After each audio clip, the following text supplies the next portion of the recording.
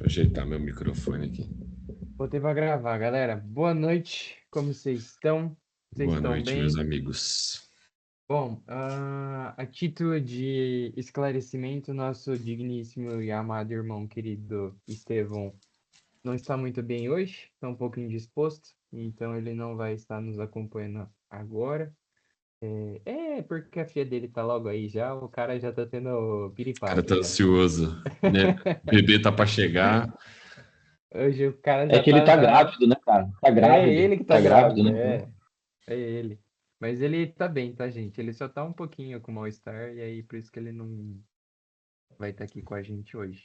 E aí, dando sequência ao nosso estudo, aos nossos estudos, melhor dizendo, hoje a gente vai estar meditando sobre o Evangelho de Lucas, e eu vou dar a palavra para o nosso amado, como disse o Wallace semana passada, nosso amado reverendo e líder Nossa, do One Way, lá da não igreja, da nossa comunidade. não E exagere. é isso, cara. A palavra é tua aí. Então vamos aproveitar esse momento. Ô Yuri, você podia orar pelo Estevão e pela Claro. Maísa e orar para Uhum. iniciar a aula e aproveitar que você já está com o microfone ativo. Fechou. Senhor Deus e Pai, nós agradecemos imensamente da Sim, senhor. tua presença entre nós. Nós te agradecemos, Jesus, por esse Sim, momento de reflexão da tua palavra, de sim, meditação Jesus. naquilo que as tuas escrituras nos revelam mais sobre o Senhor, sobre o teu Filho Jesus Cristo e sobre a tua boa, perfeita e agradável obra que o Senhor fez e continua fazendo em nós, Pai. E nesse momento nós colocamos diante do Senhor, Pai, Sim, a vida do senhor. Estevão, da Maísa e da Maitê, Jesus. Essa semana Abençoe tem essa sido uma família, Pai. semana intensa para eles, porque essa é a semana prevista para o nascimento da Maitê. E, bom, o Estevão tem tido um pouco de ansiedade, um pouco de mal-estar, e Sim, Jesus. que o Senhor tome conta da vida do Estevão nesse momento, derrame da tua graça, derrame do teu Espírito Santo, que o Senhor Sim, alivie senhor. neste instante, Jesus, todo esse mal-estar, todo esse desconforto, para que mais uma vez o Senhor possa ser glorificado. Que o Senhor também cuide da saúde da Maísa nesse instante, Pai. E esses momentos finais são momentos muito importantes, então que o Senhor continue abençoando, o Senhor continue cuidando de cada detalhe da saúde da Maísa, Pai. E que também o Senhor já possa abençoar na vida da Maitê, Pai. Sim, Ela senhor. possa vir saudável, forte, muito alegre, muito disposta, Pai, para compartilhar desse momento que ela vai viver conosco nessa terra, Pai. E que o Senhor possa, desde já, a fazê-la com que ela possa experimentar daquilo que os pais dela carregam, Pai.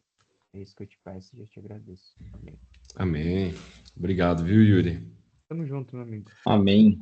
Que Deus abençoe a Maitê.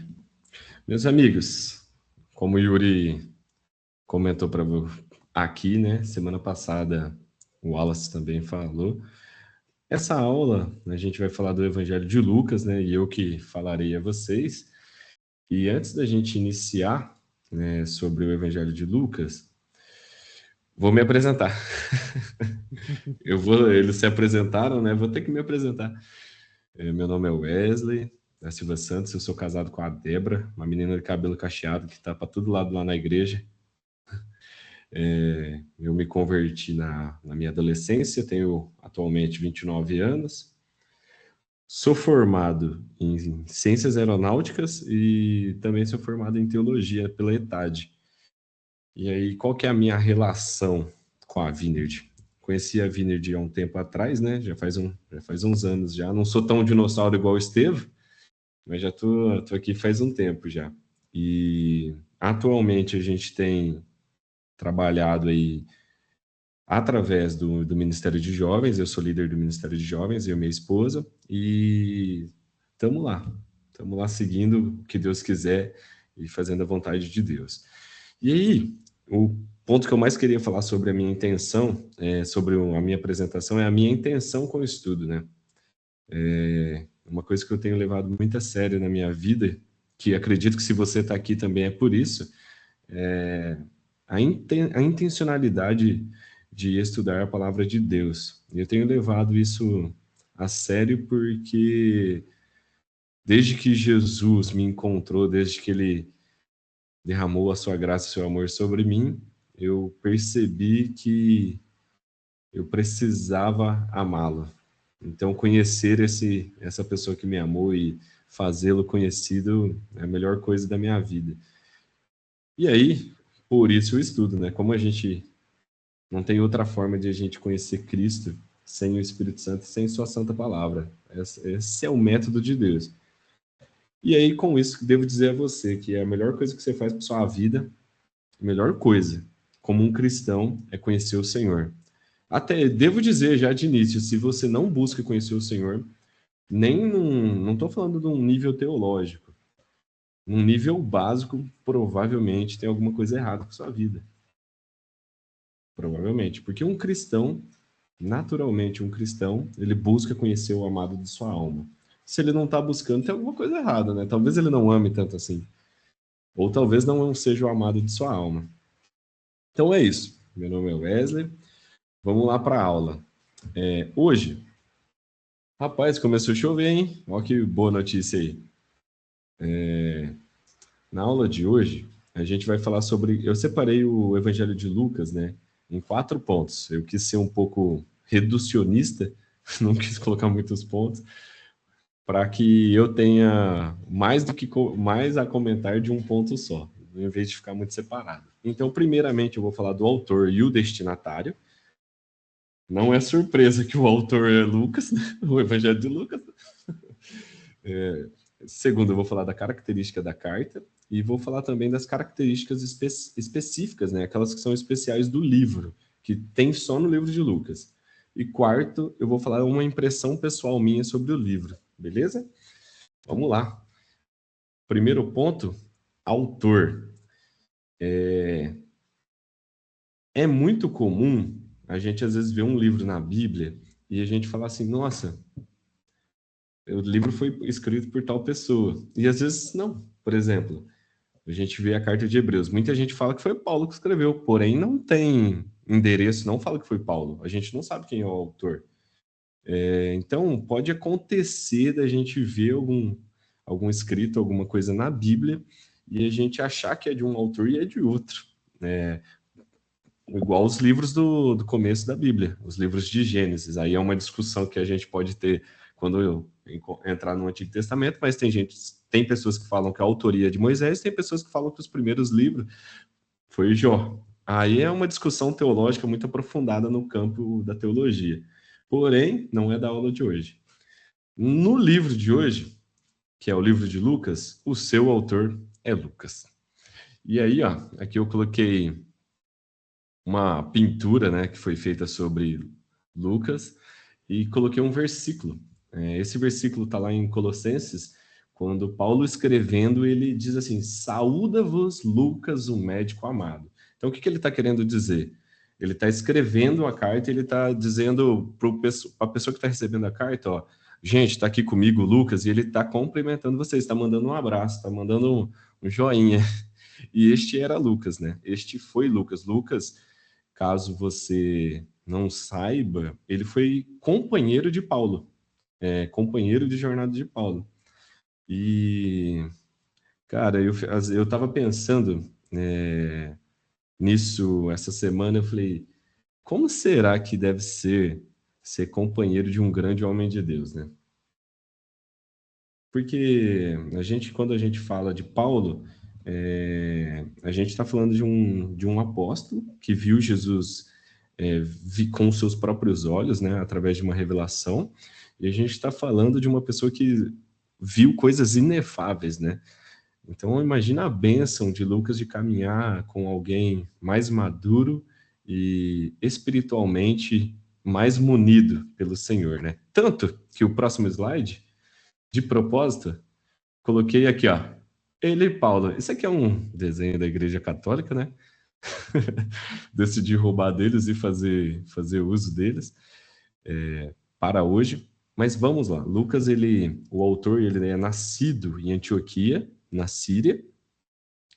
E Lucas, diferente da maior parte dos escritores aqui do Novo Testamento, ele chegou à comunidade da fé de uma forma diferente. Por exemplo, tá aqui um detalhe que não é tão trabalhado, às vezes, no nosso meio, mas que é um fato. Lucas não era um apóstolo. O Lucas, ele foi uma pessoa que se converteu através da pregação de Paulo. Dá-se a entender que ele se converteu através da pregação de Paulo e ele passou a acompanhar Paulo. Porém, ele não era apóstolo. A Igreja Católica tem escritos que chamam de São Lucas ou apóstolo Lucas, porém ele não é apóstolo. Lucas foi um discípulo, assim como Timóteo, do nosso querido Paulo. E aí, o que acontece? No mapinha aqui, deixa eu ver se eu consigo fazer um negócio. Calma lá. Tá Aqui é o aparecendo? laser. Tá aparecendo aí? Tá sim, cara. Deu certo. Ó, no mapinha aqui, tá vendo aqui que tem uma cidade chamada Troade? Exatamente aqui na terceira viagem missionária de Paulo. Se você vir, ó, Paulo sai de Antioquia, ele vai para Tarso, vai para Derbe, Listra, Icônio, Antioquia da Pisídia, Éfeso, Esmirna, Pérgamo e Troade. Aqui, Lucas se junta a ele. Provavelmente, Lucas deve ter sido encontrado de forma maravilhosa, assim como nós, pelo Evangelho de Jesus, e decidiu se juntar, né, a essa maravilha que é servir a Deus. E esse fato acontece, se eu não me engano, em Lucas 16. Deixa eu só abrir a Bíblia aqui, que aí eu posso ler o versículo para vocês. Lucas. Falei errado, Lucas 16 não. Atos 16. Atos 16 registra as viagens missionárias de Paulo, né? Aí o que acontece? Atos também foi escrito por Lucas. Até por isso, no começo agora, eu falei que o Wallace, que é a pessoa que vai dar aula de Atos, ele vai dar uma continuidade do livro de Lucas. Então, Lucas, ele escreve o Evangelho de Lucas e Atos, e em uma sequência cronológica de fatos. E aí, quando ele está escrevendo Atos, lá na. Quer ver? Deixa eu achar a palavra aqui. Ó, quando ele está escrevendo Atos, e bem na parte que chega em Atos, capítulo 16, verso 9, ele começa a usar a palavra nós. Quando ele usa a palavra nós, ele está se incluindo na cena. Até o Atos 15, o Lucas está assim. E Deus encontrou Paulo no caminho de Damasco, e Paulo foi vivendo a sua vida, desenvolvendo e fazendo tal coisa, tal coisa, tal coisa. Mas até que chega em Atos 16, ele usa a palavra nós, se incluindo na cena daquilo que Deus estava fazendo através da vida de Paulo. E aí, quando ele usa nós, obviamente ele estava junto, né? E aí, este Lucas foi cooperador de Paulo. Ele acompanhou Paulo nas suas prisões, tanto na prisão de Jerusalém, sabe aquela primeira prisão de Paulo, quando tem as pessoas se amontoam para prender ele e o comandante acaba salvando ele ali rapidamente. Naquele momento ali, quando Paulo é preso em Jerusalém, que é em Atos 21, Lucas está com ele. Lucas também está com ele na outra prisão, que é a prisão de Cesareia, e que está em Atos 26, se eu não me engano, e também Lucas fica com ele preso em Roma, em Atos 28. Aí está um detalhe muito importante, que vale falar do Lucas. Este Lucas, ele não estava preso junto. Não estava preso, mas ele decidia estar junto de Paulo. Isso é muito bom. É muito bom, porque alguém pela fé decidia estar horas em prisão com um amigo somente para beber da fonte do evangelho e também para comunicar o evangelho a outras pessoas. Ele ia lá, recebia de Paulo, escrevia e passava para outras pessoas. E isso é fantástico. E aí, o que acontece? Deixa eu passar aqui. Não, aqui eu já passei para o destinatário. Vou continuar no primeiro slide. Só para falar um detalhe. Lucas, ele na Bíblia, ele é descrito como um médico. Então, ele tinha uma função é basicamente assim, teórica, né? A vida com dificilmente você vai ver ali nos apóstolos ou no Evangelho, das pessoas que Jesus chamou, ou das pessoas que servem a Jesus, dificilmente você vai ver uma pessoa instruída, tirando Paulo, que Paulo era muito instruído, dificilmente. Você vai ver um cara que era pescador, um outro que era cobrador de impostos, e Lucas era uma pessoa instruída, que é o cara estudou e tinha uma profissão. Por isso, acredito eu, por isso que ele tinha esse chamado mais específico para o detalhamento. Por quê? O livro de Lucas, ele começa, por ser médico, escrever com um nível de detalhe muito maior que os outros livros. Porém, vamos lá, não vou falar disso agora, vou falar nas características do livro. Quando Lucas decide escrever seu livro, que é uma história narrada, porque, como eu disse, se Lucas ele é discípulo de Paulo, logo ele não foi discípulo de Cristo. Eu preciso que você entenda essa matemática. Se ele começou a andar com Paulo, ele não viu Cristo visualmente. Ele não viu, ele não estava lá. Então, o que Lucas faz, ele é diferente de João Marcos, que João é igual o Wallace falou semana passada, ou até do Mateus, que Mateus é o Levi, chamado da coletoria de impostos. Diferente desses dois, e até mesmo de João, Lucas é o único que foi incluído no meio dos apóstolos, sem ser apóstolo, e ele escreve de alguém que ele não viu, mas de alguém que ele ouviu falar. E aí que está a dinâmica. Quando ele vai escrever, ele escreve para alguém. Ah, o Ronaldo levantou a mão. Você quer falar alguma coisa, Ronaldo? Eu quero sim, é o seguinte, é muito satisfatório isso, porque é um livro que está na Bíblia, e o que é mais gostoso é saber que ele não teve a visão, ele não viu Jesus, teoricamente, pelo que você está comentando aí, mas ele entendeu que ele é o Salvador, assim como nós, entendeu? Exatamente. Entendeu? Então, assim, eu queria fazer esse comentário porque é maravilhoso isso. Não vimos Jesus e amamos ele como nosso legítimo legítimo Salvador, entendeu? Então, assim, isso é maravilhoso. Então, eu só queria fazer esse comentário. Ah, obrigado, viu, Ronaldo? E é realmente maravilhoso. E olha só, Lucas, sem ver Cristo, ele escreve dois livros. Isso para mim, eu fico pensando e falo, caramba, isso aqui é maravilhoso. Porque ele emprega tempo dele, emprega intencionalidade, uma intenção de escrever sobre alguém que ele não viu, e ainda faz isso duas vezes. E aí, para quem que ele escreve, né? Ou por quê? Ele não escreveu, o Lucas não escreveu genericamente, vou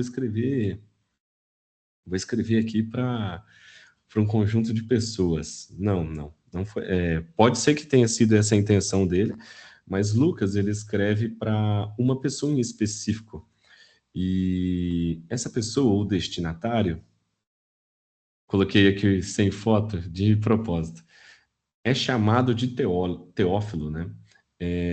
Teófilo no grego significa amado de Deus. E aí, ó, tá aqui, ó, eu até coloquei o versículo, né? Lucas 1, versículo 4. Igualmente a mim me pareceu bem no comecinho de Lucas ele está descrevendo isso. Depois de acurada investigação de tudo, desde a sua origem, dar-te por escrito, excelentíssimo Teófilo, uma exposição em ordem. E aí, o que eu quero dizer aqui com isso? Quando ele escreve excelentíssimo Teófilo, ele está querendo dizer que ele está escrevendo para uma pessoa importante. Por isso que ele usa a palavra excelentíssimo, da mesma forma que a gente usaria se a gente estivesse num tribunal, meritíssimo, coisas do tipo, né? Sei que não é tão comum hoje, mas na época era muito importante. E eu coloquei esse ponto de interrogação na cara de Teófilo aqui, porque teologicamente existe uma discussão se esse Teófilo realmente existiu. Se realmente ele foi um discípulo, é porque assim tem muito argumento. Eu, por exemplo, quando eu fiz a faculdade de teologia, lá quando eu fiz o curso, teve o estudo do livro de Lucas, né? Lá na faculdade que eu fiz, lá eles falaram que o Teófilo era um reitor de uma faculdade, que ele provavelmente deu aula para Lucas, porém, historicamente falando, pesquisando, isso é uma inverdade. Essa é uma inverdade. Teófilo ele não era um reitor de faculdade. As únicas coisas que a gente sabe sobre ele, as únicas coisas, que o nome dele significa amigo de Deus ou próximo de Deus e que ele tinha uma alta posição social. Não sabemos, não sabemos quem ele era realmente. O que nós sabemos é que ele era instruído, na verdade, e que Lucas estava mandando para ele esse detalhamento da verdade. E eu estou dizendo isso por quê? Porque anos depois de Lucas escrever o Evangelho, Clemente, que era um dos pais da igreja, Clemente escreveu que não. Pouco tempo depois escreveu que não sabia quem era esse Teófilo, mas ele escreve que em Antioquia ouviu-se falar que tinha um Teófilo que era muito rico e poderoso. Pode ser que seja esse, mas não sabemos. Então, assim, a figura que recebe a carta, não sabemos. Então, assim, fica essa imagem de não saber quem. Porém, uma coisa é fato: Lucas escreveu para ele. Não quer dizer que ele não exista, tá? Só quer dizer que a gente não conhece o destinatário. Não tem uma foto. Na maioria por exemplo, acabei de colocar uma foto de Lucas aqui, uma pintura. Não dá para saber se ele era assim, mas tem uma pintura. E da mesma forma, se Teófilo fosse realmente famoso, teria uma pintura sobre ele. O pessoal costumava muito fazer essas obras artísticas. E aí vamos lá, para entrar nas primeiras características da carta. Aqui chegamos nas características. Então, primeira, a carta foi escrita em Cesareia. E aí, não sei se você já assistiu o filme, tem um filme que eu gosto muito, que chama Paulo, Apóstolo de Cristo. E aí, essa imagem que eu coloquei aqui é uma cena do filme. Quando Lucas está conversando. A cena do filme é exatamente essa. Lucas está conversando com Paulo na prisão. E nessas visitas na prisão, principalmente em Cesareia, foi quando Lucas provavelmente escreveu o Evangelho. Aí, a escrita do Evangelho se deu entre Atos 23, 33 e 26, 32. Não quer dizer que o Evangelho foi escrito nesse período, mas quer dizer que a narração de Atos, que é quando está em Cesareia, que nesse período que estava em Cesareia, na narração lá, é o momento que Lucas escreve o Evangelho. A data aproximada é 58 e 59 depois de Cristo. Existem algumas teorias de que Lucas tenha escrito no ano 70, mas também são de pouco valia, essa é a verdade. A maioria das vezes são mentiras, porque não se dá para confirmar um escrito na prisão junto com Paulo, depois de 70, se Paulo havia morto, né? Então não faz sentido. Então, provavelmente, Lucas tenha escrito, né, essa carta enquanto Paulo ainda estava vivo e no momento que ele foi preso. Acredita-se, né? Acredita que foi de 58 a 60, que é a data Ô, mais Wesley, provável. Oi? deixa eu fazer um outro comentário aí rapidinho, cara. Sim, Na primeira aula, quando eu comentei do Evangelho de Mateus, eu lembro que eu falei que o Evangelho de Mateus ele tinha sido muito copiado do Evangelho de Marcos, e o Evangelho de Marcos muito baseado no que Lucas e Atos também tinham descrito, né? Mais sim, especificamente Lucas. E tanto eu aí como o Wallace comentamos, o Evangelho de Mateus, no meu caso, é depois do de Lucas. Então, assim, de sim. 60 para frente. E eu lembro que eu comentei isso em aula, que era mais ou menos, o pessoal dizia, em 60 depois de Cristo. Então, é bacana porque aí você confirma aquilo que eu apontei semana retrasada e a Mas isso é gente tem bom. conversado. Quer dizer que você não estava falando besteira. Então. Não, tô brincando. Não quer dizer que o que eu esteja falando esteja correto, mas é a da pesquisa que eu fiz Sim, não. Coerência, né? Entre os é, resultados, é isso que eu quis dizer. os teólogos eles fazem. Por quê? Vou tornar isso mais claro para você entender. Provavelmente Paulo morre em 63 ou 64 depois de Cristo. Então, pensa comigo, se Lucas era companheiro de Paulo e viveu a jornada com Paulo, provavelmente se converteu ouvindo Paulo, se Lucas escreve depois que Paulo morreu, você acha que Lucas não ia ficar citando Paulo toda hora, ou dando um agradecimento, ou uma menção a Paulo, ou falando o quanto Paulo era honrado e maravilhoso? Não. Pode falar, Wallace. Eu queria comentar também que nessa época, o Yuri falou da datação aí, né?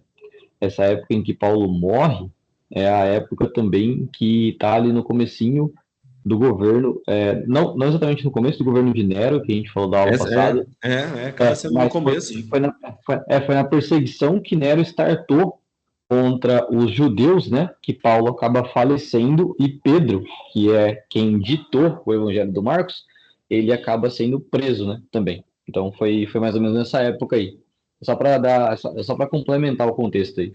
Oh, muito obrigado, meus amigos. E aí, o que acontece? Este livro, o livro de Lucas, escrito nessa data, Robert Gundry, ele diz que o Evangelho de Lucas não é apenas o mais volumoso em questão de tamanho, ele é o livro mais volumoso do Novo Testamento em questão de quantidade de versículos e quantidade de escrito. Cara, isso é incrível. Isso é incrível, porque a intenção de Lucas, como ele está escrevendo para alguém inteligente e está escrevendo para alguém que ele quer confirmar a verdade, era até aquilo ali no versículo que eu li de Lucas 1,4, que ele pesquisou, né? Deixa eu voltar aqui abrir Lucas 1,4 aqui na minha Bíblia do computador. Ele diz assim, Lucas 1,3, né? Me pareceu bem depois de acurada investigação. Lucas, ele pesquisou profundamente os fatos. Ele investigou. Eu não imagino o tempo que ele tenha gastado nisso. Eu não tenho ideia, porque ele tem escrito Lucas e Atos em sequência, e ele registra isso com uma maestria de detalhes, que uma maestria de características do livro que não tem nenhum outro. E aí, vamos lá, que eu coloquei mais 3 características. A linguagem de Lucas é uma característica muito importante, porque isso é engraçado. Do capítulo 1, do verso 1 ao verso 4, ele usa o hebraico. E aí, do capítulo 1, do verso 5 ao capítulo 2, ao final do capítulo 2, ele usa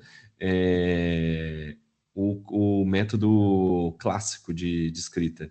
E do capítulo 3 em diante, ele usa o grego helenístico.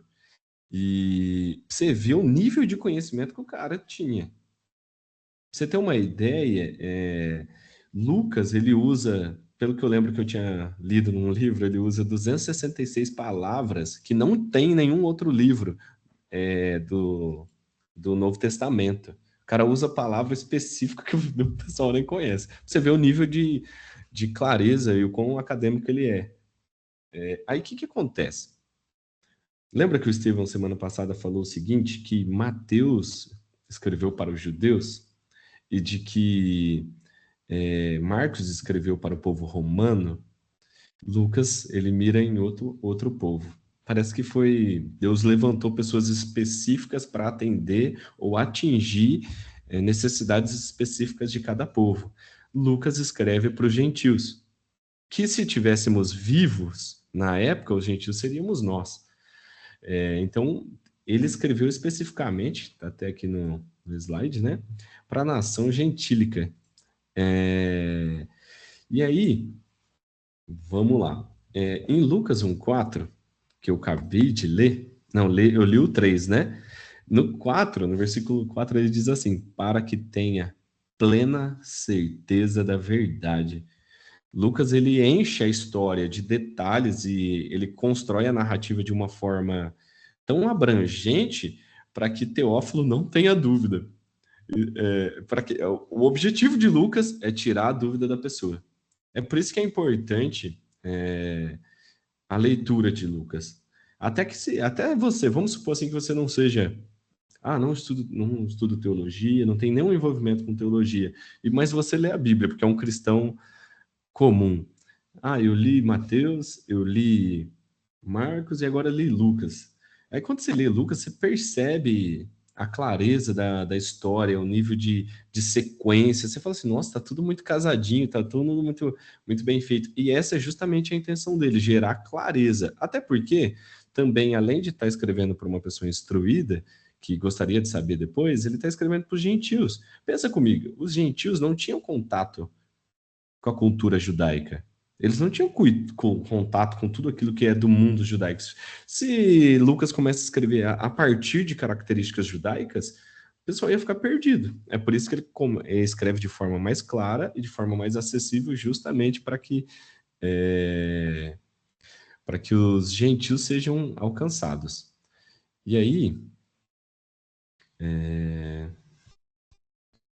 vamos lá, agora eu vou falar das características específicas, né?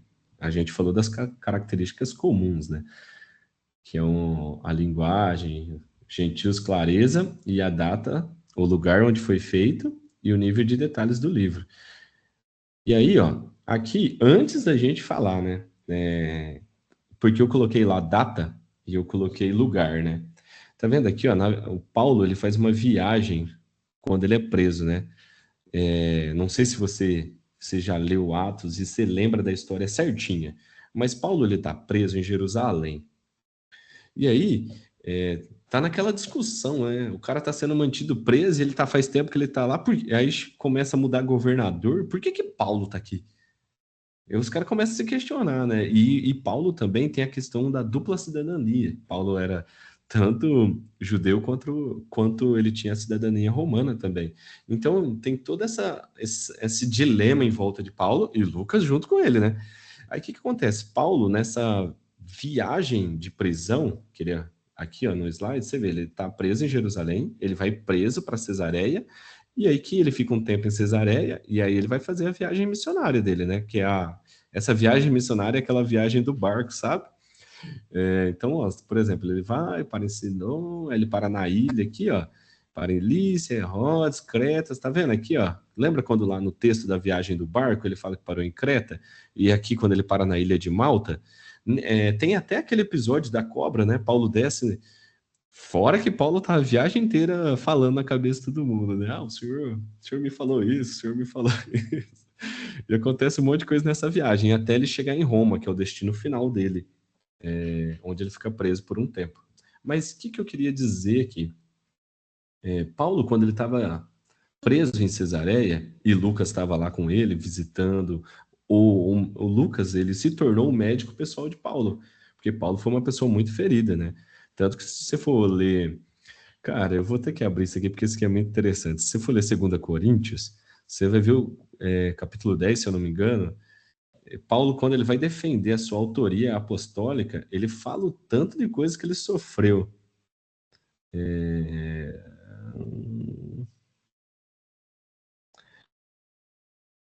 Porque aí ele está falando, se alguém tem ousadia de se gloriar em Cristo, eu também o tenho. E aí ele começa a falar, né, que ele foi açoitado, levou pedrada.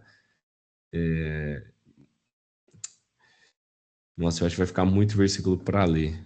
Vou deixar de lição de casa para vocês. Vocês lêem, tá lá em 2 Coríntios, capítulo 11. Ele começa no 10, defendendo o seu apostolado, e no capítulo 11, né? No capítulo 11, principalmente do versículo 16 em diante, ele começa a falar do sofrimento dele, né?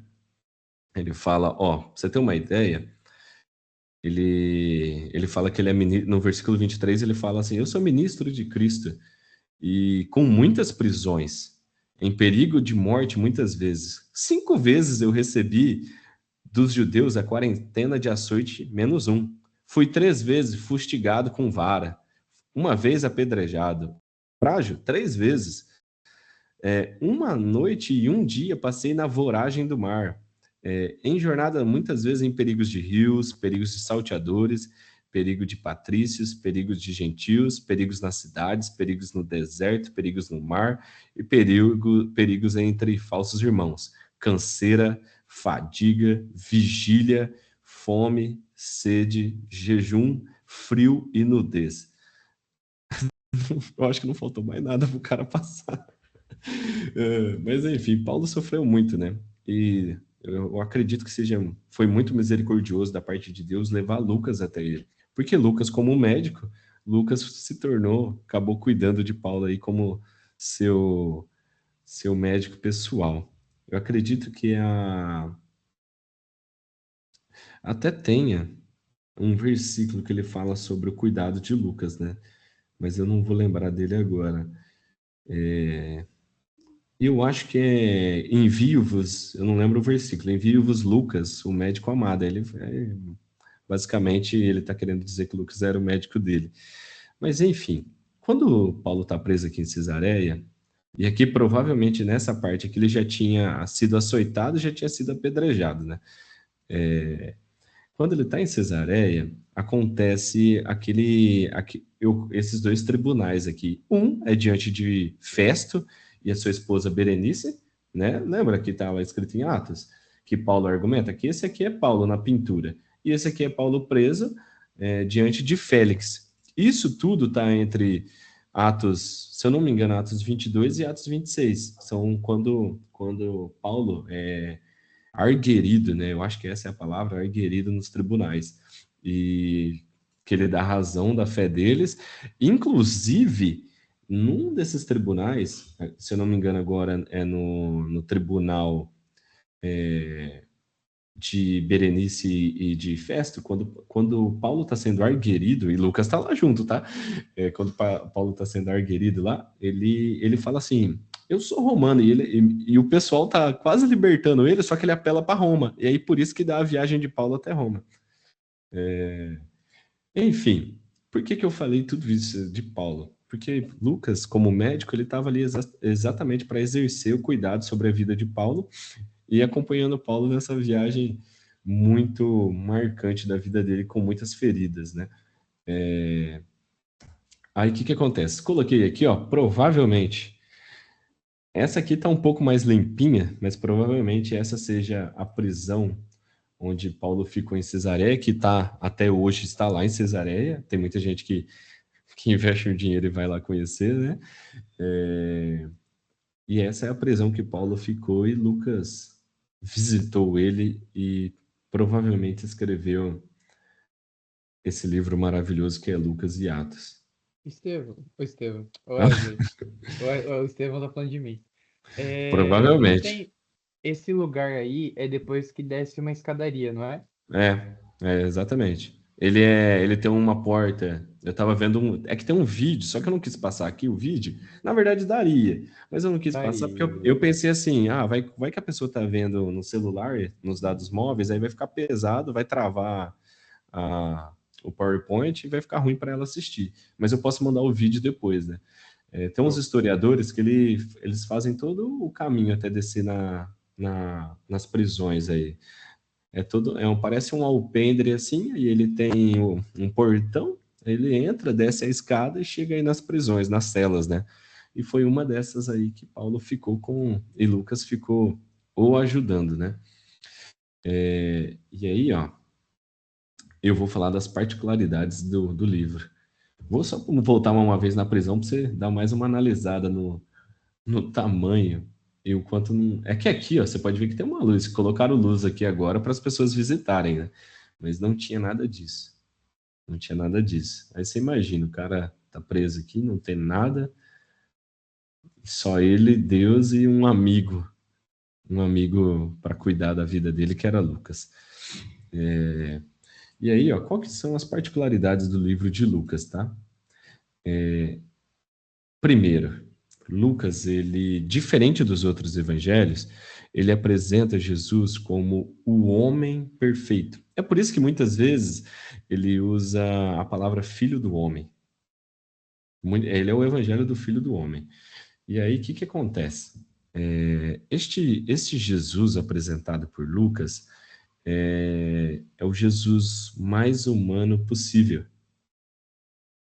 E quando eu digo humano, eu estou dizendo que é o Cristo detentor da humanidade perfeita. Porque eu e você, assim como Adão, nós somos caídos e a gente é refém da nossa natureza pecaminosa, até que Cristo intervenha, até que Cristo nos salve. Porém, Jesus, ele foi um humano que habitou na Terra sem a natureza caída, porque ele era um humano e humano pleno. Mas como o homem, ele também não pecou, ele não escolheu pecar. Então ele se tornou o homem perfeito. Ele é um exemplo, o único homem que é um exemplo de humanidade. Às vezes a gente vai falar mal da humanidade, nossa, a humanidade está perdida, não sei o quê. Mas o que se espera de uma humanidade que é perdida, que não é perfeita? Não dá para se esperar coisas diferentes. Na verdade, dá para esperar justamente as coisas negativas de nós. Porque é quem nós somos, pecadores, perdidos e maus. A não ser, o que muda a nossa jornada? A não ser que Cristo venha e rompa a dureza do nosso coração, quebrando a pedra que é o nosso coração e nos dando um coração de carne. Mas este Jesus chamado Cristo, Lucas o desenha como o homem mais perfeito. E por que que ele faz isso? Ele faz isso... não, falei errado. E como ele faz isso? Ele faz isso através do detalhamento da humanidade de Cristo. Então você vai olhar Lucas aí, você vai ver o quanto Jesus é humano. Você vai ver o tanto de coisa que ele fala sobre Jesus, que evidencia a característica da humanidade de Jesus. Quer ver? Vou até pegar aqui, deixa eu ver. Acredito que eu tenha alguns versículos na manga aqui sobre isso. Deixa eu ver se eu acho, né? Um versículo que ele fala sobre ele ser um homem. Um versículo que fala sobre a humanidade de Cristo. Ó, quando você está lá no começo, diferente dos outros os escritores, ele começa a genealogia de Jesus em Adão. Quer ver? Vou abrir aqui, que é mais fácil de eu ler. Lucas 1. Deixa eu achar.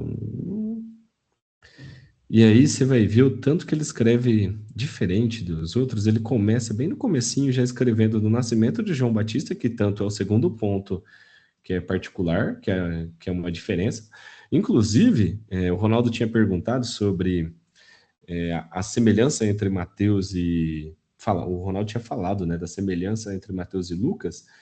Inclusive, já começando no começo de Lucas, no primeiro capítulo, ele é o único livro que ele descreve como João Batista nasceu, que é aquele milagre, né, que Zacarias, que é o pai de João Batista, o anjo visita ele e faz ele ficar mudo, e a esposa dele fica grávida e revela o nome do filho para a esposa dele, né, que é Isabel. Então, esse já é um dos pontos que já diferencia, né, o Evangelho de Lucas dos outros. Mas vamos lá. Outro ponto, que além da...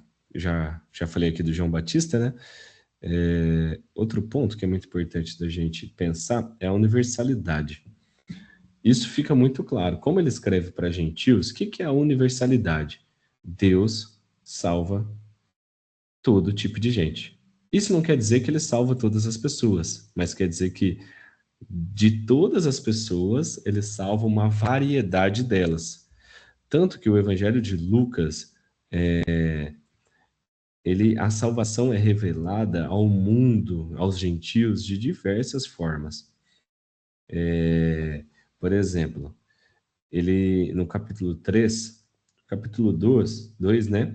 Ele começa a falar dessa salvação universal, falando que o reino chega aos samaritanos, que os gentios são alcançados no Cântico de Simeão, o Cântico de Simeão é aquela profecia de Simeão, né, que ele estava esperando só o Salvador vir, mas olha o que ele fala que interessante, e é um evangelho que olha para isso, tá? Lucas, capítulo 2, verso 32. Vamos lá. Ó, Lucas, capítulo 2, verso 32. Está falando da profecia sobre Jesus. Simeão está falando, né? Luz para a revelação aos gentios e para a glória do teu povo de Israel. Os outros, Marcos e Mateus, não falam isso. bem no capítulo 2, já, Lucas começa já falando da profecia e dando um aspecto diferente, um aspecto tipo assim, pera lá, revelação para todos os povos. No caso, ele cita os gentios. Isso é interessante, né? Porque a perspectiva judaica era de que Jesus viria só para os judeus, né? Só para o povo de Israel. E aí chega aí Lucas, o escritor, já falando que Jesus veio aos gentios. E aí, tanto que se você for no capítulo 9 de Lucas, alguns versículos separados, tá? Que eu estou pegando só para você entender. Se você for no capítulo 9, versículos 51 ao 56, ele fala do reino dos céus aberto aos samaritanos. Se você for no capítulo 4, versículo 25, 27, eu acredito que é acerca disso, que quando ele fala da viúva, né, de Sarepta e de Naamã, que ele está falando da aprovação dos não israelitas. Ou melhor, quando ele fala da cura de um escravo, de um centurião, que está no capítulo 7, ou melhor, quando ele fala também sobre o reino de Deus e o alcance do reino de Deus no capítulo 13, ou a grande comissão no capítulo 24. Aí a gente percebe também que nessa universalidade da salvação, que Deus está preocupado não só com o povo da promessa, mas com várias pessoas, Lucas insere todo tipo de gente. Então, por exemplo, Lucas lista que Jesus está interessado nos pobres, e quando eu digo pobre, não é pobre de espírito, é pobre de pobre mesmo, que falta dinheiro, que está lá em Lucas 2, 24, Lucas 7, 22, Lucas 16 do 19 ao 31. São versículos que mostram a intenção de Jesus pelos pobres. Jesus é listado no Evangelho de Lucas como amigo de pecadores, Lucas 7, 36 ao 50. Fala do filho pródigo, né? Que é Lucas capítulo 15. Fala de Zaqueu, que é do capítulo 19, do 1 ao 10, o ladrão arrependido na cruz. Diferente de Marcos e Mateus, Lucas ele faz essa lista do mundo gentílico, dando várias situações de pessoas que normalmente, na ótica judaica, não seriam alcançadas. E Lucas vai fazendo essa lista de pessoas que Deus alcançou pela sua graça e misericórdia. Aí, por exemplo, o Gordon Fee é um escritor pentecostal, né? Mas ele é um teólogo impressionante, né?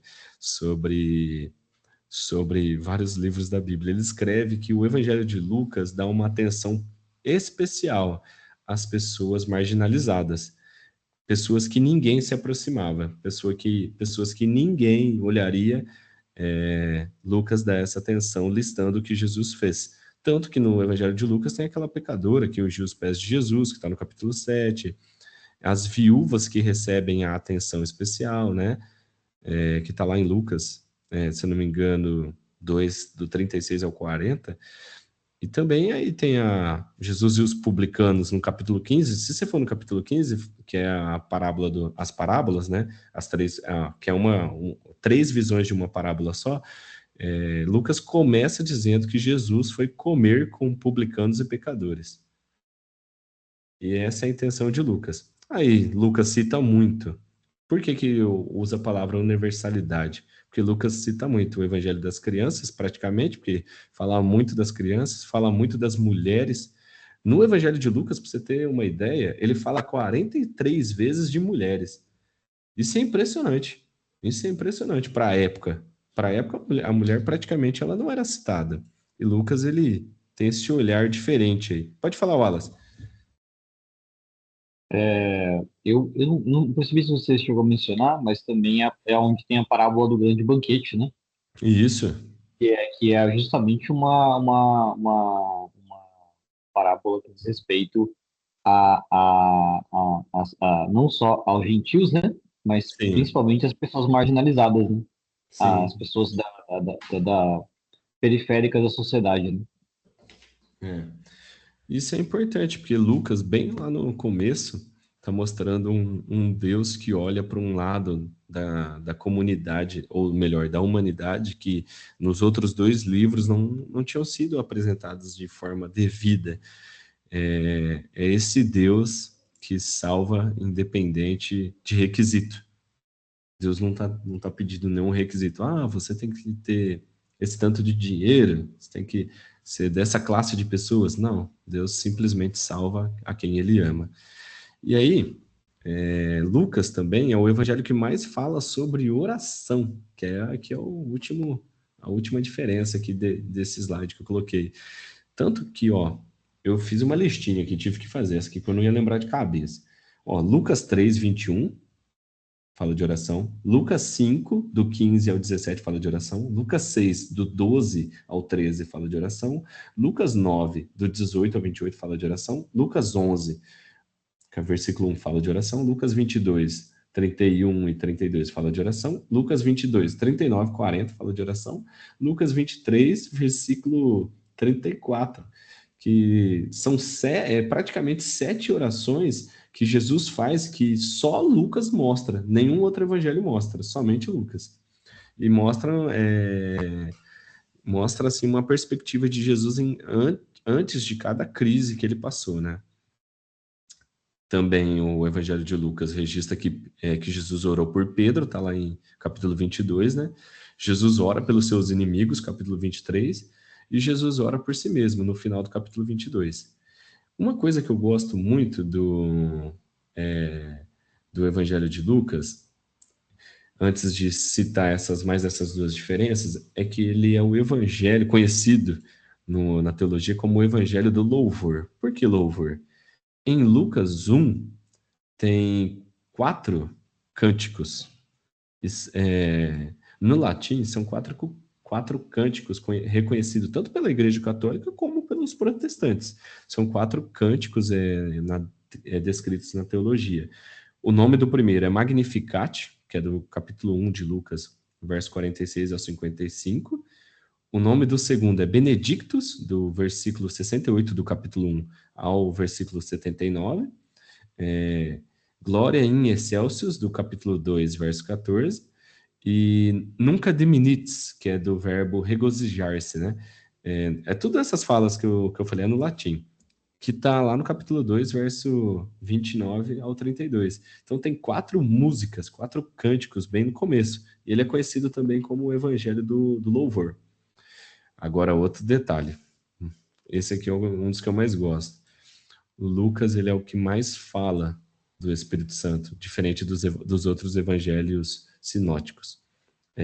Aí o que acontece?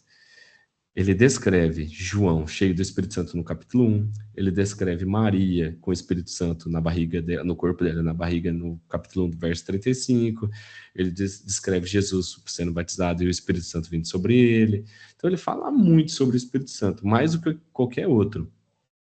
Tanto que se você for, quando o Wallace chegar em Atos, Atos é conhecido como Atos do Espírito Santo. Quando Lucas vai escrever Atos, ele fala muitas vezes do Espírito Santo. A ênfase que ele dá ao Espírito Santo é muito importante. E aí outra diferença que o Evangelho de Lucas tem, que vale a pena a gente saber, são parábolas exclusivas. O que é isso?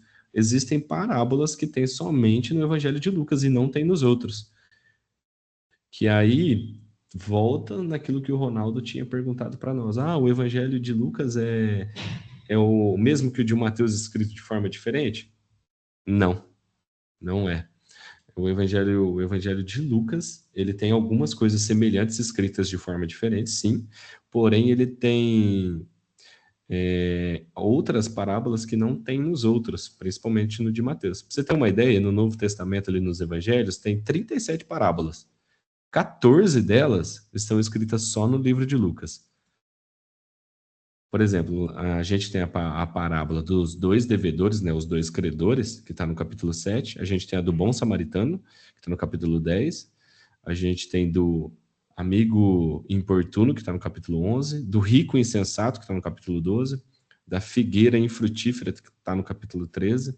Os lugares no banquete, que foi o que o Wallace acabou de citar, no capítulo 14. O construtor da torre e o rei indo para a guerra, no capítulo 14 ainda. A dracma perdida, o filho pródigo, o administrador injusto, o rico e o Lázaro, a recompensa do servo, no capítulo 17, o juiz injusto e o fariseu e publicano. Você vê o tanto de parábola que, que tem a mais no Evangelho de Lucas. Aí, essas são características, até por isso que eu falei um pouco mais rápido, eu fui enchendo de detalhes, assim, justamente só para mostrar que tem algumas características especiais no Evangelho de Lucas, além do seu detalhe, né? E aí, o que que acontece? Quando eu estava lendo, esse é o quarto tópico que eu quero falar, né? Quando eu estava lendo o Evangelho de Lucas, é uma impressão minha que eu tive do próprio Evangelho, tá? Opa, passei para frente. É uma impressão minha que eu tive da carta de Lucas. A gente falou aqui que Lucas ele iniciou a sua jornada com Paulo, não falou? Então, primeiro, Lucas não viu Jesus. Não viu Jesus. Não caminhou com Jesus. Então, pensa comigo, Lucas poderia facilmente se apoiar na revelação de Paulo, olhar para Paulo e falar assim, não, Paulo é fenomenal. Esse cara teve uma revelação incrível de Jesus. Não vou fazer nada, vou só ajudar ele. Vou cuidar dele e estou fazendo a minha função. Isso seria legal. Muitas vezes a gente está ali na igreja ou na nossa comunidade, independente de onde a gente está, não estou falando que você tem que fazer mais. Não é isso que eu estou falando. Não estou pregando ativismo aqui. Mas pensa comigo. Um cara que não precisava escrever, ele se dá o trabalho de escrever sobre Cristo. Então, isso me diz e me comunica que é a minha impressão, né? Que Deus mover na história não anula o nosso esforço. Não anula. Eu vejo eu não sei quanto, mas eu olho para a história de Lucas e por o livro, eu vejo o nível de detalhe dele de Atos, eu falo assim, o quanto que esse cara investigou, o quanto que ele perguntou para as pessoas. Imagina, parecia essa pesquisa de rua que a gente às vezes... Eu, inclusive, vi uma aqui em Bauru esses dias, essa semana, a mulher perguntando na rua sobre laticínio. Imagina, o cara parecia um investigador de rua. Viu? Deixa eu falar um negócio pra você. Você conhece Jesus? Você ouviu falar dele? Me conta uma história que você viu dele.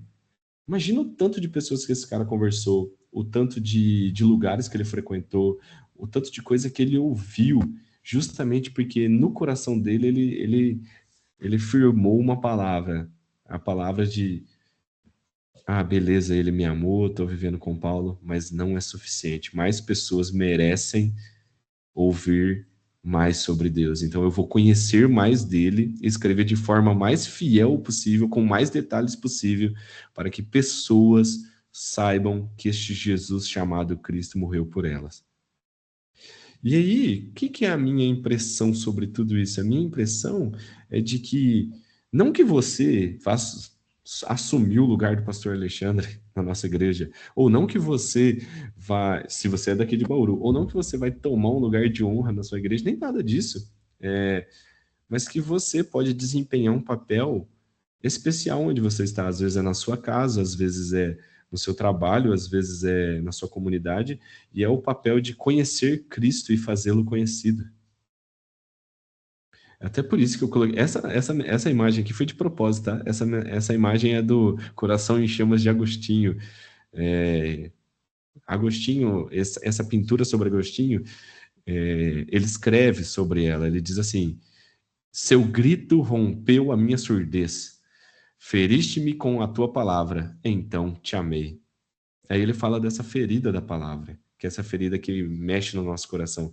E aí a minha impressão que eu queria comunicar para vocês sobre o livro é essa intencionalidade de Lucas de dizer mais do que apenas o óbvio. Você já pensou que ele poderia simplesmente escrever igual Mateus ou igual Marcos? Ou ele podia falar assim, resumo de Jesus, toma aqui 5 capítulos. Mas ele se esforça, ele passa tempo com Paulo na prisão. Ele era médico, gente. Naquela época, médico era difícil, viu? Então, se a gente parar para pensar, a gente vai olhar para a história e a gente vai falar assim: Ele fez mais do que poderia fazer. E não estou falando sobre ativismo, eu estou falando sobre dedicação ao Senhor. A intenção dele de amar a Deus e fazer Deus conhecido, ou de servir a Deus, foi tanta que ele fez coisas que ele nem precisava. Ele podia estar simplesmente trabalhando como médico e recebendo dinheiro, mas ele decide cuidar de um homem que pregava o evangelho que estava preso e não receber nada por isso, provavelmente. Quando Paulo diz que em viagem passa fome, imagina que Lucas está com ele, você imagina que ele não passou fome? Se um passar fome, dois passam também. Não é possível que um tenha comida e outro não. Mas a minha intenção com esse slide é justamente de dizer isso, que Deus mover não anula a nossa ação, que Deus mover não anula a nossa investigação, que Deus mover não anula a nossa meticulosidade, que é a nossa intenção de escrever ou de falar de forma minuciosa sobre o Senhor. A fé, e eu acredito nisso piamente, a fé ela precisa ser abraçada com certeza e certeza absoluta. Lucas, para mim, é um grande exemplo de alguém que olhou para um Jesus que ele não viu material, ele só ouviu da mesma forma que nós, e ele falou assim: este Jesus, eu tenho plena certeza sobre ele, e eu gastarei a minha vida por ele. Então, eu coloquei esse slide aqui justamente para incentivar você de alguma forma. No tempo que você... Eu fiquei até feliz aqui, ó, o Ronaldo ele deu um exemplo da vida dele, ele falou que está viajando a trabalho e ele está aqui na aula. Cara, é exatamente isso. No tempo que você tem, da forma que você tem, glorifique ao Senhor e busque conhecê-lo. Não há nada mais importante na sua vida do que conhecer Cristo e fazer ele ser revelado. Não há nada mais importante que isso. E Lucas demonstra isso claramente. Claramente. Então, o meu desejo é que assim como Lucas, nós possamos avançar no conhecimento de Deus, revelando o Senhor a todas as outras pessoas, independente de qual seja a forma. Talvez você não tenha facilidade de escrever, nem de fazer pesquisa e sair perguntando para o povo na rua. Talvez você não tenha, talvez você tenha vergonha, mas o que você pode fazer por Cristo? Eu sempre me faço essa pergunta, né? Será que o que eu posso fazer por Cristo é amar minha esposa fielmente? Então eu o farei. Será que o que eu posso fazer por Cristo é ser um bom funcionário? Se Cristo é glorificado nisso, essa é a pergunta. Ele recebe glória nisso? Então eu farei, porque ele merece. Eu tenho uma Bíblia que Cristo é glorificado e eu conheço mais dele lendo dessa Bíblia todos os dias? Então o lerei. Porque eu vejo que nos falta hoje em dia, e é um negócio muito sério, nos falta às vezes intenção. Quantas vezes na igreja a gente está ali e a gente vê pessoas que amam Jesus, que falam e canta que ama Jesus, mas aí você pergunta, você lê a Bíblia, você ora? A pessoa não lê um versículo na semana. E não estou falando que a gente tem que cumprir uma tabela de 50 versículos lidos por dia, mas eu estou querendo dizer que este amado de nossa alma, a gente tem que passar tempo com ele, a intenção de buscá-lo, a intenção de amá-lo, assim como ele teve a intenção de amar você.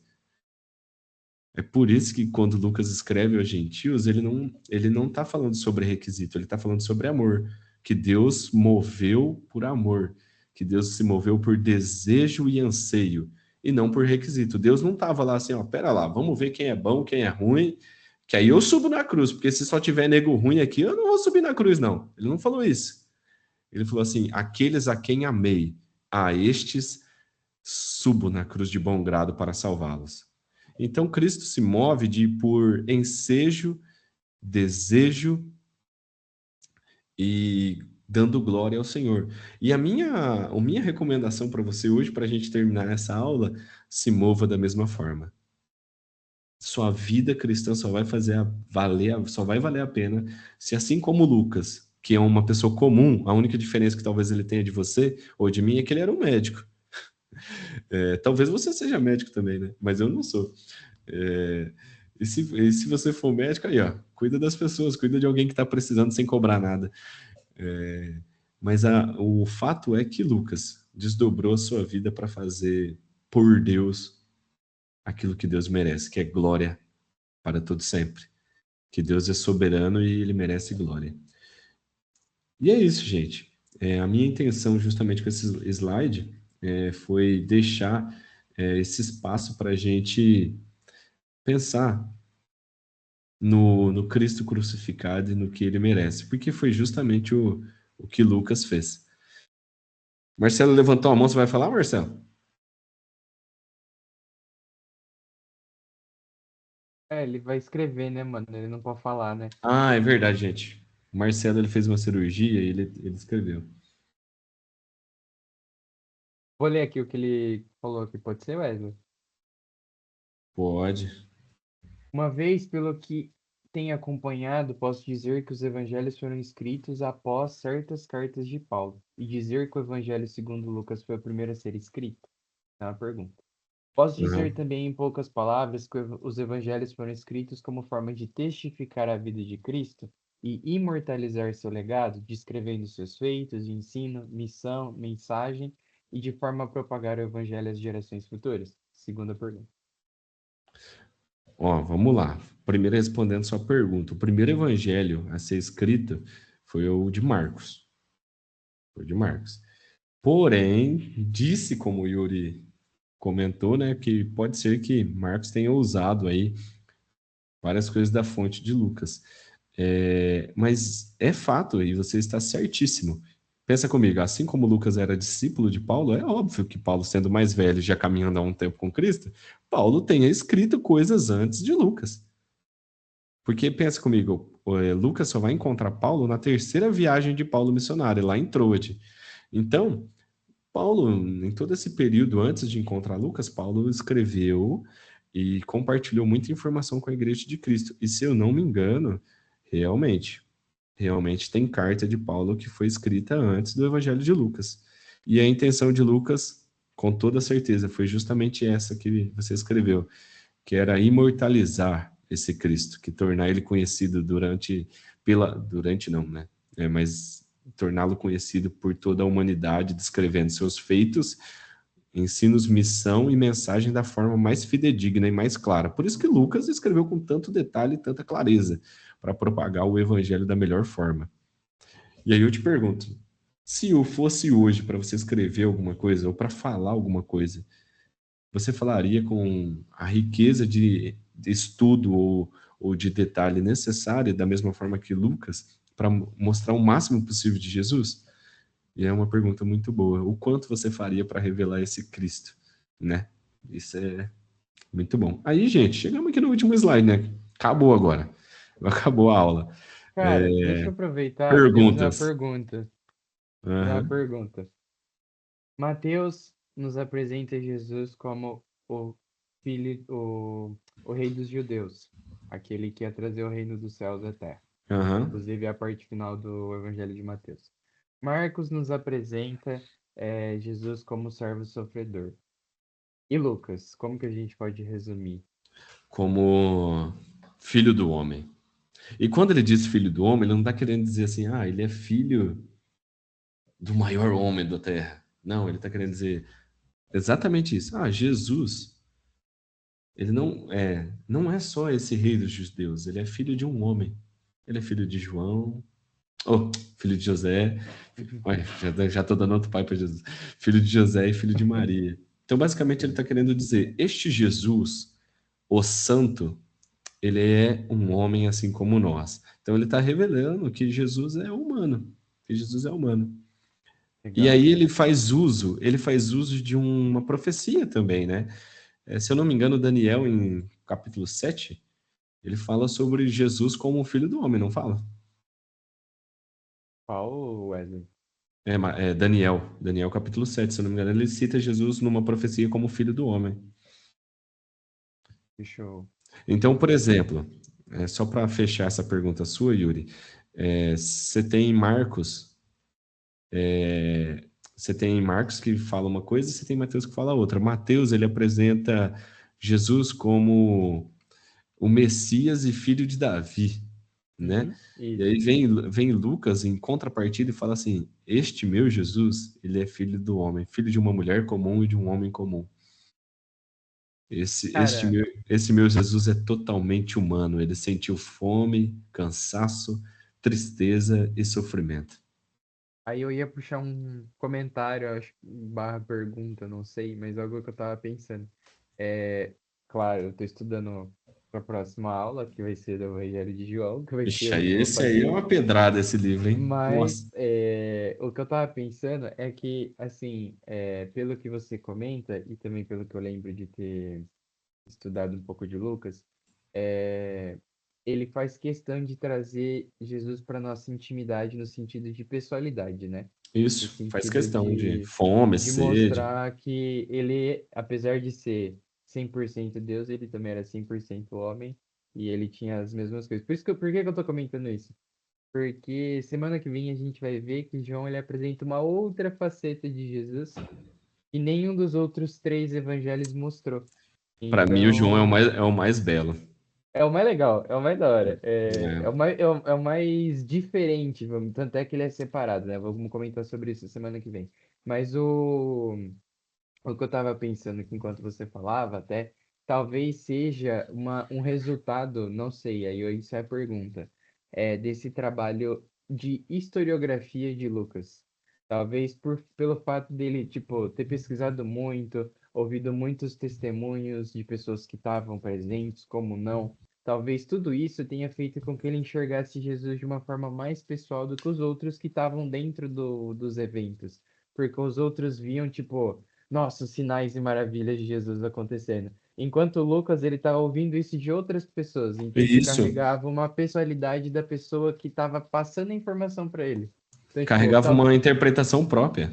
isso, talvez não seja por isso, por essa forma como ele obteve as informações, ele não tenha tido esse privilégio, vamos dizer assim, de ver Jesus de uma forma com que os outros não viram. Eu acredito que sim. Eu acredito porque existe um. O Wallace até falou um pouco sobre comunhão na semana passada, mas Uhum, existe uma coisa muito poderosa na igreja. uhum, Por exemplo, diferente de você, Yuri, mas vamos pensar aqui. Se vocês não tivessem aqui, tivessem lendo a Bíblia agora na sua casa, você ia ter uma interpretação sua. Vamos supor que você uhum, estivesse lendo Lucas agora na sua casa, mas uhum, você pegou o seu tempo e veio me ouvir. E às vezes você ouviu algo, eu falando sobre Lucas, algo que você não tinha pensado. uhum, Então, quando você decide abrir mão do seu próprio pensamento para ouvir o pensamento do outro, você também está disposto, isso uhum, principalmente na comunhão da igreja, está uhum, disposto a ouvir uma revelação que Deus deu ao outro. Então você uhum, aumenta o seu nível de revelação porque você junta a que você tem com a que o outro uhum, tem. Então uhum, Deus é mais revelado através de irmãos que estão ao nosso lado. Então, se você sim, quer ouvir Deus falando, tirando a Bíblia, fale com o uhum, irmão, porque às sim, vezes aquilo que você precisa, a palavra que você precisa está justamente no irmão que sim, está ao uhum, lado. O Wallace sim. levantou a mão. Opa, eu ia comentar que, que, assim, o que você falou aí, Wesley, na verdade, o que mais, assim, ficou na minha cabeça foi esse exemplo de como o Lucas era um bom amigo, né? Um bom amigo, Um cara. bom amigo, Fiel, um né? bom companheiro, né? E isso, e assim, se você pegar cada um não só dos apóstolos, mas em Atos a gente vai ver bastante isso, mas a gente também pegar a maioria dos profetas, eles nunca estão sozinhos. Eles Uhum, têm pelo menos um companheiro. E é uma coisa até interessante que a gente, sei lá, quando você vê um ministrante, se você reparar um ministrante de fora, na sua comunidade, na sua igreja, e ele tiver sem a esposa dele, por exemplo, dificilmente, isso sim, um ministrante de respeito, ele vai estar sozinho. Geralmente ele vai estar com um outro homem, né? Ou se for uma mulher, tá com outra mulher ali, se ela não tiver com o marido dela, tudo mais tal, justamente porque por isso, né? Como para ser um testemunho, né? Ao mesmo tempo que testemunho, também ser ali é, e compartilhar isso, né? O evangelho é algo que a gente não. Você falou da parte de comunhão, mas o evangelho é algo que a gente não compartilha e a gente não vive sozinho, né? A gente É, vive sempre com amigos e amigos num nível de intimidade como esse que Lucas tinha com Paulo, né? A ponto dele estar preso junto com Paulo, né? A ponto dele estar vivendo junto com ele ali e a ponto dele poder também não desfrutar, mas vivenciar também os sofrimentos junto com ele, né? E isso é um belo exemplo de como é, a gente também deve se portar como amigos, né? Uns dos outros, como irmãos, né? Em Cristo. nossa, seu comentário foi muito positivo. Enquanto você estava falando, eu até coloquei a imagem aí do filme, porque eu sei que é um filme, mas eu gosto de olhar para ela e aqui no filme eles estão um pouco bonitos, né? Bem arrumada, a roupa tá um pouco limpa, mas eu gosto de olhar para ela e pensar o quanto Lucas, que é exatamente o que o Wallace falou, o quanto Lucas se sujeitou aos sofrimentos de Paulo ao entrar numa cadeia para, para estar ali ajudando um amigo. E aí, o Yuri, só terminando o que você tinha falado, eu acho que não foi nem só questão de João ter sido intencional, né? Ouvindo Lucas ou lendo Lucas. Eu acho que Deus levantou é, cada pessoa ali para escrever e apresentar Cristo de uma forma. Porque, Sim. por exemplo, pensa comigo, Mateus levanta este Jesus como o Messias, o filho de Davi. Sim. Aí Marcos vem O e novo apresenta, Messias. Marcos vem e apresenta Jesus aos romanos. E aí vem Lucas apresentando Jesus aos gentios, dizendo assim: este Jesus é filho do homem. E Uhum. aí vem João, este Jesus, ele é o Verbo encarnado, Filho de Deus. Filho de Então Deus. eu acredito que tem toda essa construção do próprio Sim. Deus, de se revelar de diversas formas ao ser humano, Uhum. de se revelando como promessa, se revelando como líder, se revelando como um humano pleno e como Deus pleno. Isso é demais. Aí Glória a Deus, O cara. de João vai ser, o de João vai ser um dos livros que eu acho assim mais pesados porque a gente está lidando dos evangelhos ele é o mais pesado assim porque a gente está lidando justamente com a revelação de Cristo como divino. Uhum. O meu ainda bem que ficou com você, né? Porque o meu é um pouco mais fácil que eu tô falando do Jesus humano. É, E aí, esse, tem que esse aí, por incrível que pareça, é o que teve mais notas aqui. Eu tava olhando é, meu caderno enquanto estava falando aqui, pensando aqui, dando uma complementada, e realmente tem bastante coisa para falar. E aí, o que que acontece? Este Jesus tem até um versículo em Lucas ali que ele fala assim: o filho do homem não tem onde reclinar a Inclinar a cabeça. cabeça, né? Justamente para mostrar o quanto ele era humano. O cara não tinha onde dormir. Pois é. Naquele dia, naquele momento, não tinha onde reclinar a cabeça. Galera, É, alguém tem alguma pergunta? Desculpa, cara, te cortei. não, não, já tinha acabado. Já. O Marcelo eu já fez, mas eu não sei se ele quer colocar mais alguma pergunta aqui no É, chat, o alguém, Ronaldo. alguém quer falar alguma coisa? E aí, fica à vontade, hein, galera. A gente fala bastante. Ainda tem um tempinho pra gente fazer mais Pô, algumas perguntas. e eu estava até pensando aqui nessa construção do evangelho, né? Que Deus faz através dos escritores. Em Mateus, ele é o Messias prometido, ele é um rei. Uhum, Em Marcos, esse rei é servo. Então você vê que uhum. vai cair na categoria, né? Vai, vai. Em Marcos, esse rei é servo. Em Lucas, esse rei é plenamente humano, podendo Humano. morrer assim como nós. Porém, em João, este rei, ele é Deus. É, Então, é tipo assim, esse rei que ele serve e é humano podendo sofrer as mesmas coisas que nós, ele é igualmente divino em João. Nossa, isso aí top. Eu acho que se a gente ficar pensando aí, vai sair até fumaça da cabeça. Sai, sai fumaça. No que Deus quis dizer, né? Em cada. E o bacana, cara, que você tava comentando do Lucas com o Paulo. Gente, se vocês tiverem perguntas, por favor, nos cortem e comentem. Senão ele vai Mas ficar falando aqui. É, mas um comentário muito bacana que eu fiquei pensando foi sobre algo que não é visível no Antigo Testamento, a proximidade temporal entre os autores.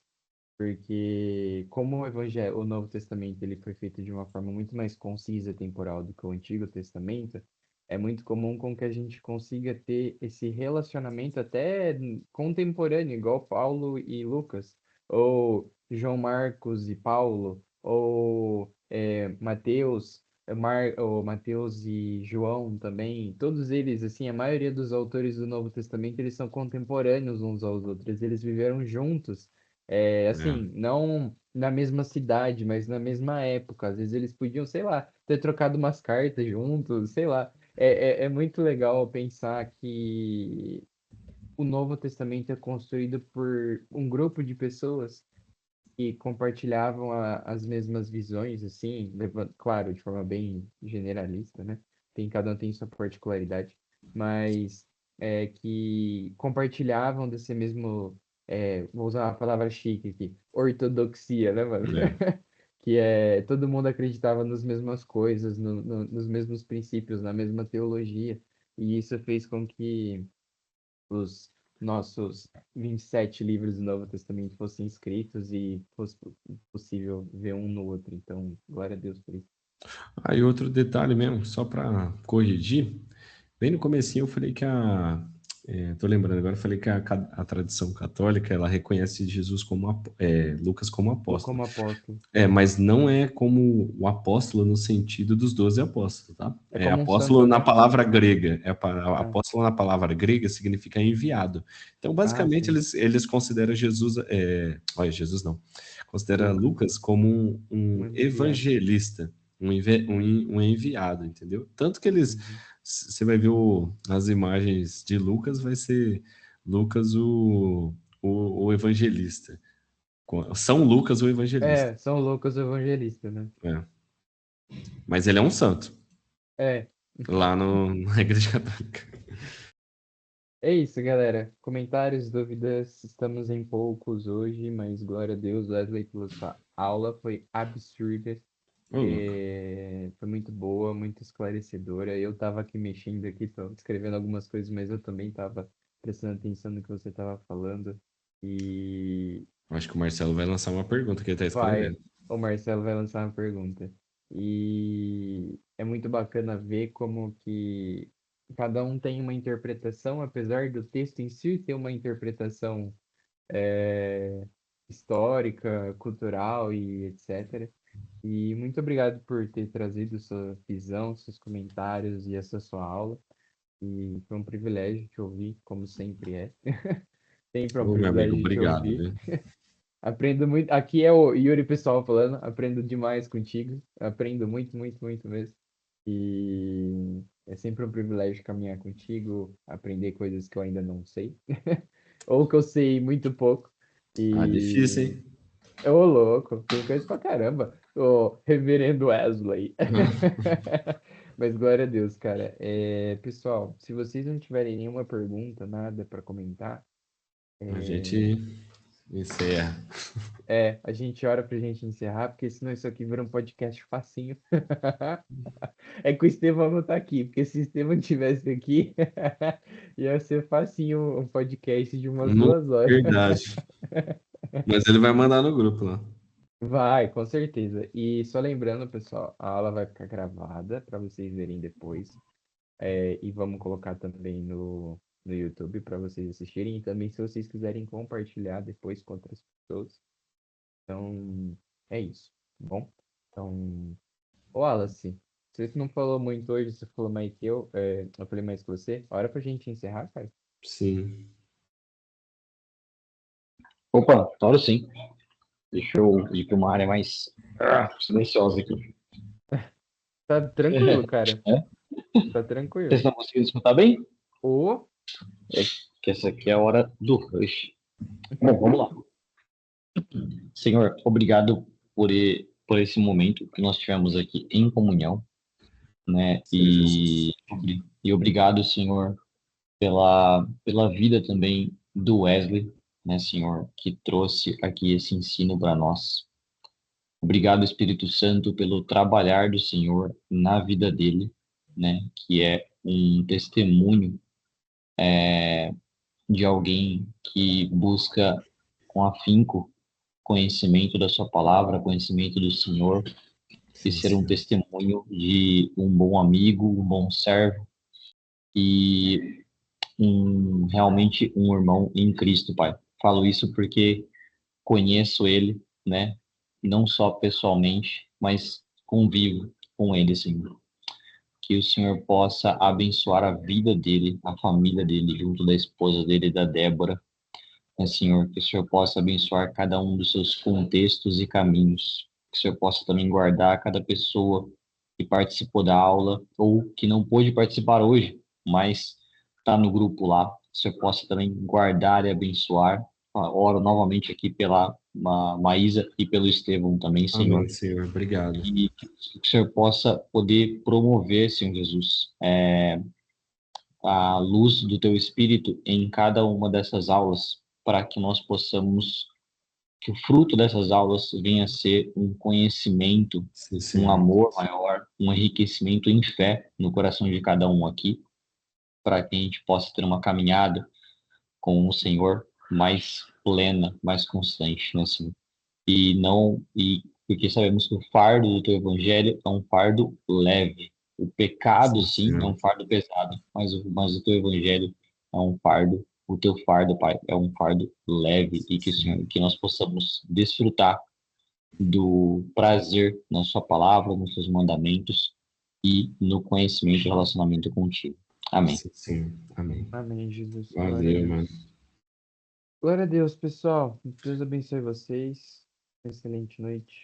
Deus abençoe, galera. Ô, para a gravação aí, senão vai dar 2 horas.